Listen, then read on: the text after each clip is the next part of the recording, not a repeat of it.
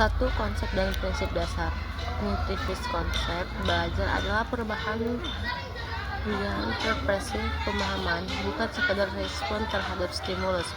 Manusia aktif membangun pengetahuan. Prinsip dasar, proses mental utama, menekankan proses berpikir daripada hasil akhir. Struktur kognitif atau skema pengetahuan baru dikaitkan dengan struktur pengetahuan yang sudah ada. Belajar bermakna. Materi yang dipelajari harus memiliki makna logis dan psikologis bagi siswa aktif. Siswa adalah partisipan aktif dalam memproses informasi, bukan penerima pasif. 2. Tujuan belajar menurut perspektif. Kognitif pemahaman mendalam atau mencapai pemahaman konseptual, bukan sekedar menghafal. Mengembangkan kemampuan berpikir, meningkatkan kemampuan kognitif seperti menganalisis, memecahkan masalah, dan berpikir kritis. Restrukturisasi kognitif, mengubah atau memperluas skema mental agar sesuai dengan informasi baru. Kemandirian belajar membantu siswa mengembangkan potensi diri untuk belajar secara mandiri atau metakognisi. 3. Teori perkembangan kognitif atau Jean Piaget dan implikasinya. Piaget membagi perkembangan menjadi 4 tahap yang berimplikasi pada penyesuaian materi pembelajaran. Tahap sensorimor 0-2 tahun, belajar melalui pengalaman langsung dan eksplorasi sensori.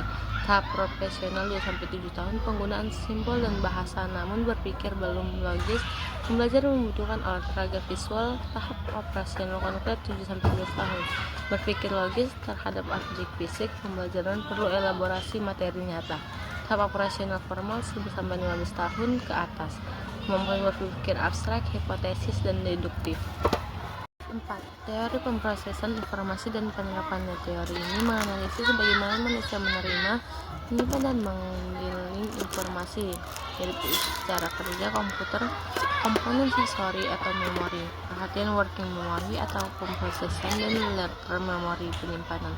Penerapan cangking memecah materi menjadi bagian kecil yang mudah dikelola. Pengorganisasian menggunakan peta konsep atau bahan agar informasi struktur. Pengulangan rehearsal mengulang materi untuk memindahkan dari working memory ke long term memory. 5. Teori kondisi belajar Robert Jens dan 9 peristiwa pembelajaran Genshin menyatakan bahwa belajar membutuhkan kondisi internal dan eksternal.